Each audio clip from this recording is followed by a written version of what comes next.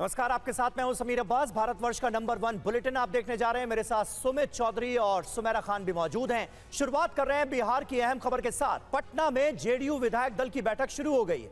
मंत्री विजय चौधरी के आवास पर यह मीटिंग हो रही है। बैठक शुरू हो चुकी है। फ्लोर टेस्ट से पहले जेडीयू की यह अहम बैठक मानी जा रही है। बैग और कंबल लेकर खास बात यह है कि जेडीयू विधायक पहुंचे हैं। ये देखिए तस्वीरें। भोज के बहाने एमएलएस की अटेंडेंस ली जा रही है। जेडीयू के नेतृत्व की तरफ से ये खबर सामने आई है। कल मंत्री श्रवण कुमार के घर बैठक हुई थी और बैठक से 7 विधायक गैर हाजिर रहे थे। तेजस्वी यादव ने अपने तमाम विधायकों को जब्त कर लिया है, लेकिन अब बारी जेडीयू की है। आज जेडीयू की बैठक हो रही है। जेडीयू के विधायक वरिष्ठ मंत्री विजय चौधरी के आवास पर पहुंचना शुरू हुए हैं, लेकिन जो जेडीयू के विधायक यहां पहुंच रहे हैं, ये गाड़ी है, देखिए, ये विजय सिंह हैं जेडीयू के विधायक। इनकी गाड़ी में देखिए, इनकी गाड़ी में बैग, कंबल, कपड़े, तमाम चीज़ यहां पर हैं। पीछे से हम दिखलाते हैं किस तरह से क्या रखे हुए हैं। क्या रखे हुए हैं? कोट है सिर्फ, और तो कुछ है नहीं। बैग है, कंबल है। अब बैग कंबल कहाँ है? ये आप पीछे देखिए, तो ये जेडीयू के विधायक पहुंच रहे हैं विजय चौधरी के आवास पर। हालांकि जेडीयू अपने विधायकों का अब तक अटेंडेंस ले रही थी। पहले भोज का आयोजन हुआ मंत्री श्रवण कुमार के आवास पर, और उसके बाद से अभी विजय कुमार चौधरी के आवास पर। और विजय कुमार चौधरी के आवास पर भी जो विधायक यहाँ पर पहुँच रहे हैं, देखिए उनकी गाड़ी में यहाँ पर बैग भी है, कंबल तक अपना लेकर के यहाँ पर पहुँचे हैं। कपड़े भी हैं, बैग है, कंबल है, और ये लेकर के यहाँ पर पहुँचे हैं। और ये भी कयास लगाए जा रहे हैं कि क्या अब इसके बाद से बारी जेडीयू की है। क्या नीतीश कुमार के भी सारे विधायक यहाँ पर रहेंगे। और देखिए, बैठक में पहुंचे जेडीयू के विधायकों से टीवी9 संवाददाता रुपेश कुमार ने बातचीत की है। फ्लोर टेस्ट को लेकर नीतीश कुमार के विधायकों ने क्या कुछ कहा है, आइए आपको सुनाते हैं। ये बताइए, गाड़ी में बैग कंबल सब लेकर पहुंचे हैं आप? कहाँ है? देख, बैग है, कंबल है? नहीं है, देख लिए। नहीं है, नहीं। अरे हम देख लिए, आप देखिए, आप देखिए, आप देखिए ना। आप देखिए कहाँ कोट है, वो गार्ड का है अपना। कहाँ गुजारेंगे रात, कहाँ गुजारेंगे? बस अपने घर में आ जाइएगा, भोजन वहीं पर करेंगे साथ में हम दोनों आदमी। बगल में ही हम लोग यहाँ रहते हैं। सारे विधायकों को रोक जब्त रखा गया है। क्या जेडीयू के सारे, क्या आप भी नजरबंद होने की तैयारी में हैं? नजरबंद नहीं, देखिए ना, नजरबंद होता है तो पहले होते ना। लेकिन आप उधर देखिए। ये बताइए खान साहब, आरजेडी ने अपने तमाम विधायकों को अपने घर में रोक रखा है। क्या आरजेडी ने अपने तमाम विधायकों को तेजस्वी यादव के आवास पर, क्या यही कुछ होने वाला है आपके यहाँ भी? हमारे यहाँ कोई रोक टोक नहीं होता है, न किसी को रोका जाता है। वहाँ पे होगा क्या सिस्टम मुझे नहीं मालूम है। यहाँ ऐसी बातें नहीं है। लेकिन जो विधायक पहुंच रहे हैं उनकी गाड़ी में बैग है, कंबल है, तैयारियां बता रही हैं कि शायद आपको भी यहीं रात गुजारनी पड़े। ऐसी कोई बात नहीं है। आपको क्या सूचना दी गई है कि बैग एंड बैगेज आए यहाँ पे? ऐसा कोई बात ही नहीं है। आप कहाँ से नया पैदा कर रहे हैं? एक सीधा सवाल है और छोटा सा, जो सब लोग जानना चाहते हैं, क्या होगा कल 12 फरवरी को? बहुमत साबित होगा और हम लोग उसमें सफल होंगे, पूरी तरह सफल होंगे। 128 विधायक सब हैं आपके एकदम साथ? पूरा है, एक भी इधर से उधर नहीं होने वाला। आपको भी कहा गया है कि आप भी बैग एंड बैगेज आइए, आपको भी रात यहाँ गुजारनी पड़ेगी? हम तो खाली हाथ आए आपके सामने में ना, और जो कहा जाएगा वो करेंगे। लेकिन अभी हम लोग के यहाँ ऐसा कुछ भी नहीं, कुछ नहीं। और हमारे साथ रुपेश जुड़ गए हैं। रुपेश पटना से हमारे साथ जुड़े हैं। रुपेश, दोनों तरफ से अपने अपने विधायकों को अपने पास रखने की कोशिश की जा रही है। दरअसल कल क्या होने वाला है, इसको लेकर क्या चर्चा है? क्या कहीं पेच फंस सकता है? देखिए सुमेरा, और ये डर सबको है, और डर उनको भी है जिन्होंने ये दावा किया था कि खेल होगा, कहीं उन्हीं के साथ खेल ना हो जाए, ये उनको डर है। लिहाजा उन्होंने अपने तमाम विधायकों को अपने आवास पर एक तरीके से जब्त कर रखा है। कल रात भी उन्होंने वहीं गुजारी है, आज रात भी वहीं गुजारेंगे। कांग्रेस के जो विधायक हैदराबाद में थे वो पटना वापस लौट रहे हैं, और वो पटना आने के बाद बहुत संभव है, क्योंकि जिस तरीके से कांग्रेस के प्रदेश अध्यक्ष अखिलेश सिंह वहाँ पहुँचे थे, ये तैयारी हो गई है कि कांग्रेस के विधायकों को भी तेजस्वी के आवास में ही रखा जाएगा। दूसरी तरफ आप देखिए, जेडीयू के खेमे में किस तरीके से कल हलचल रही, कल भोज हुआ, वहाँ पे अटेंडेंस लिया गया, 5 से 6 विधायक नदारद थे, लेकिन आज एक विधायक जो कल नदारद थी, बहुत चर्चा थी कि वो नाराज हैं। ये देखिए, ये शालिनी मिश्रा, और शालिनी मिश्रा आज यहाँ पर पहुँच गई हैं। कल चूंकि बहुत चर्चा हुई, शालिनी जी आप नाराज थी क्या? दिल्ली चली गई थी, नाराज थी आप? नहीं, बिल्कुल नहीं, इतनी बार जवाब दे दिया, कोई नाराजगी नहीं थी। मैं बोल के गई थी, मुझे दिल्ली जाना था कुछ जरूरी काम से, तो मैं 2 दिनों के लिए इन्फॉर्म करके गई। कल आप एब्सेंट हो गई थी, इसलिए लगा नाराज हैं आप। सबसे पहले एब्सेंस का जवाब दे दूं, मुझे इस भोज का न्योता ही नहीं आया, क्योंकि मेरे नेतृत्व को पता था कि मैं बाहर गई हुई हूँ, तो मुझे न्योता ही नहीं था। ये बताइए कि क्या कल 128 जो आपने राजभवन में समर्थन का पत्र दिया, सभी रहेंगे 128? आप ये मान के चलिए कि 128 नहीं, उससे ज्यादा भी हमारे पक्ष में वोट पड़ सकते हैं। ज्यादा कहाँ से आएंगे? जो लोग सक्सेसफुल होते हैं उनके आगे ही पूरी दुनिया जाती है, तो आप देखेंगे कल। तो देखिए, सब अपने अपने दावे हैं। यहाँ शालिनी मिश्रा जो कल नहीं आई थी, ये कहा गया कि नाराज हैं, लेकिन शालिनी मिश्रा आज आ गई हैं। 45 विधायक हैं जेडीयू के, और 45 विधायकों को आज देखना है कि कल जिस तरीके से 6 विधायक एब्सेंट थे, शाम को विजय मंडल पहुंच गए थे, लिहाजा 5 विधायक एब्सेंट थे। बीजेपी में भी 2 विधायक एब्सेंट हैं, और आरजेडी के खेमे में भी 2 विधायक नहीं पहुंचे। अपनी गिनती की जा रही तो है, तमाम ताकि जो अपनी दल हैं वो डरे भी हुए हैं, वो कर ली जाए। देखना यह है कि कल क्या होता है जब फ्लोर पर टेस्ट होता है। और बिहार में फ्लोर टेस्ट से पहले सियासी हलचल तेज है। आरजेडी के सारे विधायक तेजस्वी यादव के आवास पर रुके हुए हैं। वहीं आपको तेजस्वी यादव के आवास के अंदर की एक्सक्लूसिव तस्वीरें हम दिखा रहे हैं, जिसमें तमाम विधायक क्रिकेट खेलते हुए नजर आ रहे हैं। ये देखिए, तेजस्वी यादव के साथ तमाम जो आरजेडी के विधायक हैं वो क्रिकेट खेलते हुए नजर आ रहे हैं तेजस्वी यादव के आवास पर।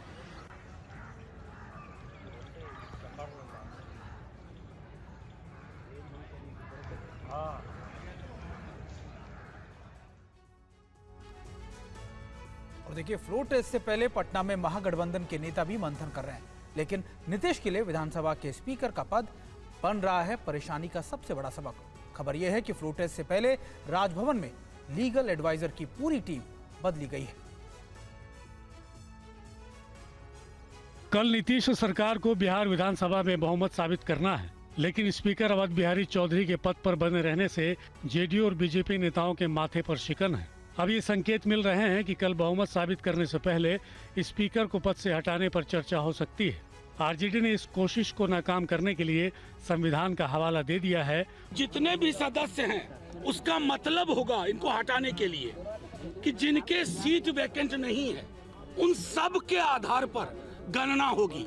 तो 243 में संविधान के हिसाब से, हालिया जजमेंट के हिसाब से, अरुणाचल और महाराष्ट्र के हिसाब से स्पीकर साहब को हटाने के लिए 122 सीट चाहिए। मैं सिर्फ ये इसलिए रख रहा हूँ कि कोई इसमें पेच ना करे। इस बीच नीतीश मंत्रिमंडल के फ्लोर टेस्ट से पहले राजभवन में लीगल एडवाइजर की पूरी टीम बदल दी गई है। सूत्रों के मुताबिक बिहार के राज्यपाल के विधि सलाहकार की नई टीम में डॉक्टर कृष्ण चंदन सिंह को chief legal adviser, Rajiv Ranjan Pandey को लीगल एडवाइजर कम रिटेनर और जनार्दन प्रसाद सिंह को एडिशनल काउंसिल बनाया गया है।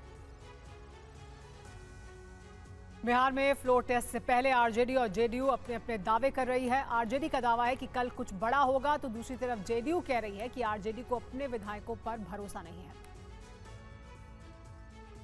भागो पकड़ो, यह हाल है राष्ट्रीय जनता दल का कि दल के विधायकों पर भरोसा नहीं, घटक दल को भरोसा नहीं। घटक दल अपने विधायक को लेकर चला गया तेलंगाना, वहां धोती पहना करके घुमा रहा है। तो हम तो उम्मीद यह करते हैं कि कल राष्ट्रीय जनता दल और उसके घटक दल को हिम्मत करके यह बोलना चाहिए कि खेला होवे नहीं, खेला उनके साथ हो गया, कल यह दिखाई पड़ेगा। बिहार के माननीय विधायकों ने ठाना है कि बिहार के भविष्य को बचाना है तो तेजस्वी सरकार बनाना है, और ये जो सरकार एनडीए की बनी है इसके भविष्य का नहीं कोई ठिकाना है। तो ये तो देखिए अब आगे आगे होता है क्या। ये सबको पता है कि जो खेला शुरू किया गया उसका अंत होगा, और खेल अभी बहुत बाकी है।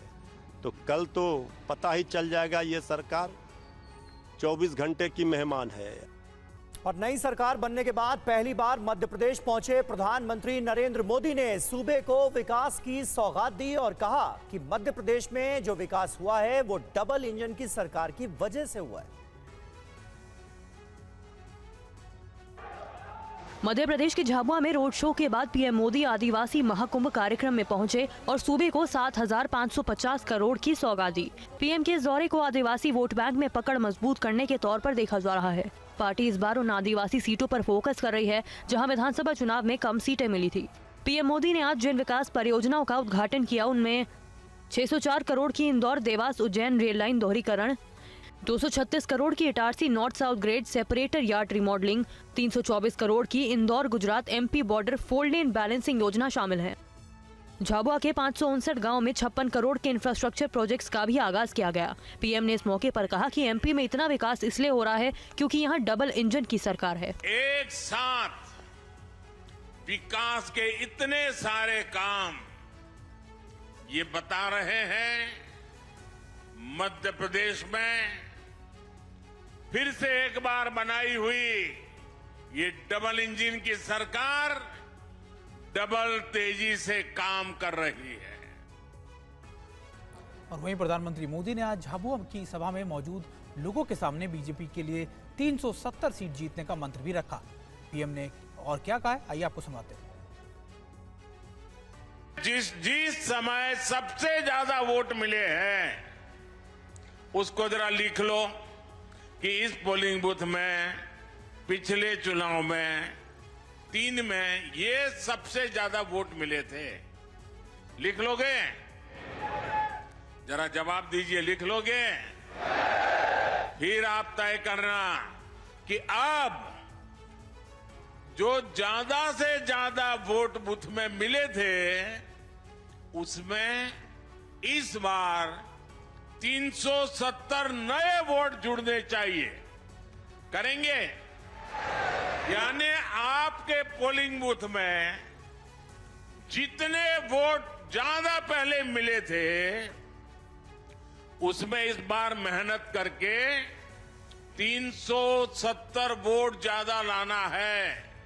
लाएंगे? हिसाब किताब करेंगे? एक एक मतदाता की सूची बनाएंगे? मध्य प्रदेश में पीएम ने दावा किया कि इस बार एनडीए को 400 सीट मिलेगी जिसमें बीजेपी को अकेले 370 सीट मिलेगी। इस विश्वास के अनुरूप हम दिन रात आपके लिए काम करेंगे।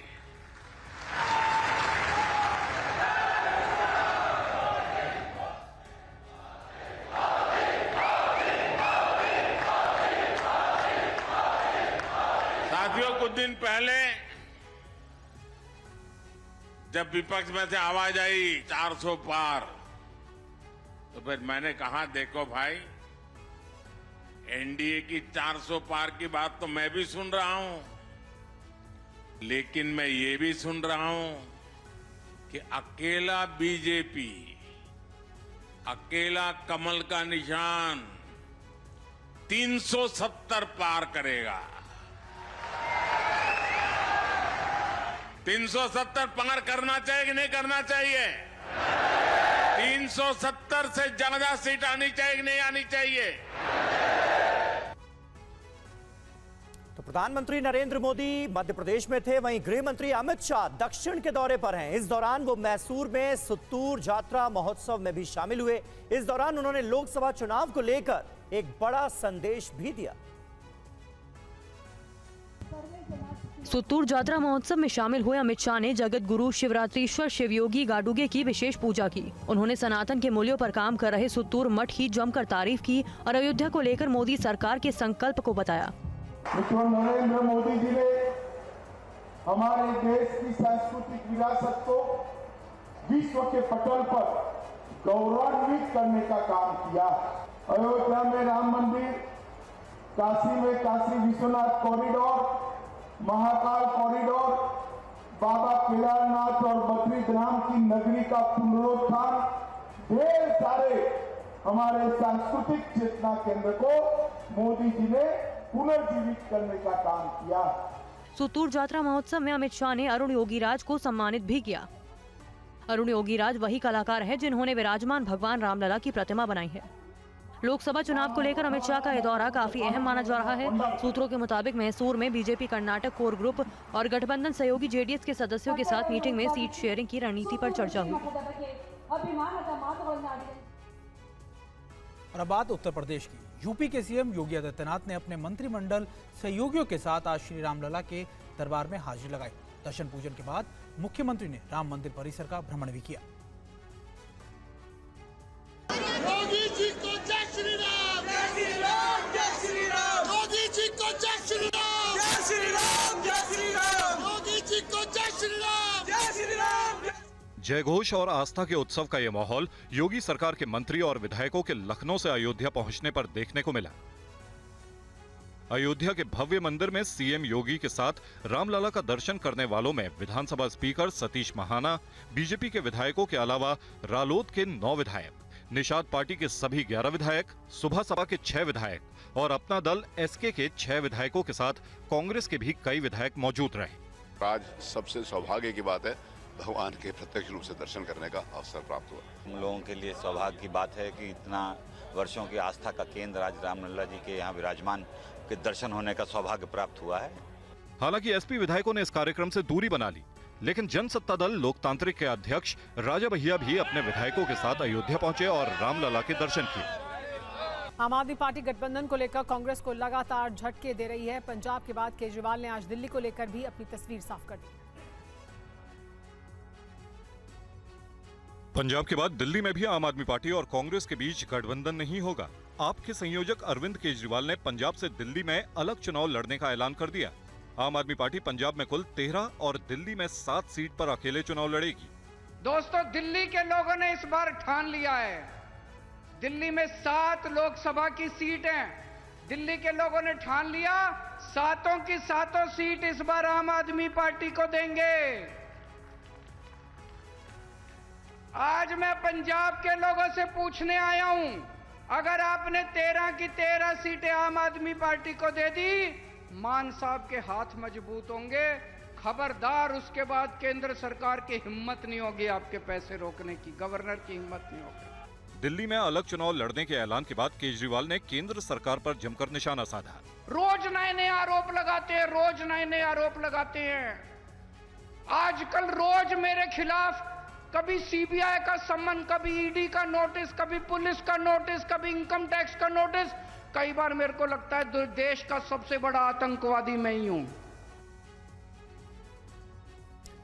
और वहीं पंजाब के समराला में कांग्रेस के पहले कन्वेंशन में कांग्रेस ने आगे भी किसानों के साथ खड़े रहने का वादा किया है। किसान कानून रद्द नहीं करने पर पार्टी अध्यक्ष खड़गे ने कहा कि मोदी की गारंटियां झूठी हैं। कांग्रेस लोकसभा चुनाव से पहले पंजाब में पार्टी कार्यकर्ताओं को एकजुट करने के साथ साथ अपनी जमीन मजबूत करने की कोशिश कर रही है। कन्वेंशन में पार्टी अध्यक्ष मल्लिकार्जुन खड़गे भी पहुंचे और केंद्र सरकार पर किसानों को छलने का आरोप लगाया। खड़गे ने कहा कि सरकार ने किसानों से जुड़े 3 कानून रद्द करने की बात की, लेकिन उससे जुड़ा नोटिफिकेशन किसी ने नहीं देखा। ये कानून को रद्द करने के लिए हम सब लोग पहले से लड़ रहे हैं, अभी भी लड़ेंगे और लड़ते रहेंगे जब तक ये रद्द नहीं होगा या इन्हों नहीं करेंगे। आने वाले 2024 की सरकार हमारी बनेगी, तब इसको निकाल लेंगे, ये तीनों कानून को रद्द कर देंगे। खड़गे ने कहा कि मोदी सरकार ने देश के लिए कुछ नहीं किया, बल्कि बीजेपी और आरएसएस ब्रिटिश सरकार के लिए काम किया करते थे। ये तो ब्रिटिश के जमाने में बीजेपी और आरएसएस के लोग ब्रिटिश का काम करते थे, ब्रिटिश का एजेंट थे। और चलिए, इस बीच एक बड़ी खबर आ रही है कि 16 फरवरी को भारत बंद का आह्वान किया गया है। किसान संगठनों ने इसका ऐलान किया है। देश भर में प्रदर्शन की अपील भी की गई और एमएसपी समेत कई मांगों को लेकर प्रदर्शन करेंगे किसान संगठन। 16 फरवरी ਨੂੰ पूर्ण तौर ਤੇ ਅਸੀਂ ਭਾਰਤ ਬੰਦ ਦਾ ਸੱਦਾ ਦਿੱਤਾ ਹੋਇਆ। न्यूनतम समर्थन मूल्य समेत कई मांगों को लेकर संयुक्त किसान मोर्चा ने ट्रेड यूनियन के साथ मिलकर 16 फरवरी को भारत बंद का आह्वान किया है। संगठन ने 16 फरवरी को पूरे देश भर में सड़क पर उतरकर बड़े पैमाने पर प्रदर्शन का ऐलान किया है। कई संगठनों ने इसका समर्थन किया है। सबसे पहले आपको बताते हैं कि किसान संगठनों की क्या मांगे हैं और क्यों संगठनों ने इतने बड़े पैमाने पर प्रदर्शन का ऐलान किया है। किसान संगठन की मांग है कि सरकार एमएसपी सुनिश्चित करे, कृषि इनपुट की लागत कम हो, किसानों और मजदूर परिवारों के लिए व्यापक कर्ज माफी हो, सार्वजनिक क्षेत्र के उद्योगों का निजीकरण बंद किया जाए, नई शिक्षा नीति 2020 को सरकार रद्द करे और पुरानी पेंशन योजना बहाल की जाए। इसके अलावा भी इनकी कई मांगे हैं। संगठनों ने महिलाओं, आदिवासियों, दलितों और अल्पसंख्यकों पर अत्याचार के खिलाफ लोगों से बड़े पैमाने पर विरोध प्रदर्शन की अपील की है। किसानों 13 फरवरी को किसान एक बार फिर दिल्ली कूच का ऐलान कर दिया है। उन्होंने किसान अपनी मांगों को लेकर दिल्ली में प्रदर्शन करेंगे। किसानों के दिल्ली कूच को लेकर दिल्ली पुलिस ने सीमा पर चौकसी बढ़ा दी है। दिल्ली पुलिस 13 फरवरी को किसानों को दिल्ली जाने से रोकने की तैयारी में जुट गई है। दिल्ली के सभी बॉर्डर पर पुलिस की भारी तैनाती की जा रही है। दिल्ली पुलिस ने टीकरी और सिंधु बॉर्डर पर नाकेबंदी की है। टीकरी बॉर्डर पर 6-6 फीट ऊंची सीमेंट की बैरिकेडिंग की जा रही है। लोहे की कील लगाई गई है। मेरे ठीक सामने आपको करीब 6 फुट का सीमेंट का बैरिकेड नजर आएगा। ये उतना ऊंचा बैरिकेड है कि यहाँ इससे टापना किसी भी शख्स के लिए आसान बात नहीं होगी। आप देख सकते हैं कि काफ़ी तादाद में आपको यहाँ पर बैरिकेड नजर आएंगे, जिस पर कटीली तारें जो हैं वो आपको लगी हुई नजर आएंगी। सिंधु बॉर्डर पर दिल्ली पुलिस मुस्तैद है। किसानों पर नजर रखने के लिए सीसीटीवी लगाई गई है। इस वक्त हम मौजूद है सिंधु बॉर्डर पर, जहां आप तस्वीरों में देख सकते हैं कि यहां पर सीमेंट के बैरिकेड लगा दिए गए हैं, जिस पर कटीली तारें लगाना शुरू हो चुका है। सीसीटीवी कैमरे की मदद से भी पूरे इलाके पर निगरानी रखी जाने वाली है। हरियाणा और पंजाब के शंभू और खनौरी को भी सील कर दिया गया है। और किसान आंदोलन को लेकर पंजाब के मुख्यमंत्री भगवंत मान का बयान, मैंने केंद्र से किसानों के मुद्दे सुलझाने के लिए कहा है। हरियाणा में सीमा पर कीलें लगाई जा रही हैं, ये कहा है भगवंत मान ने। हरियाणे की कर रहे हैं, हरियाणे वाली जी पंजाब वाली हद है, उत्थे एडे किल ला रहे ने, पत्तियां, तारां, कंडियालियां तारां।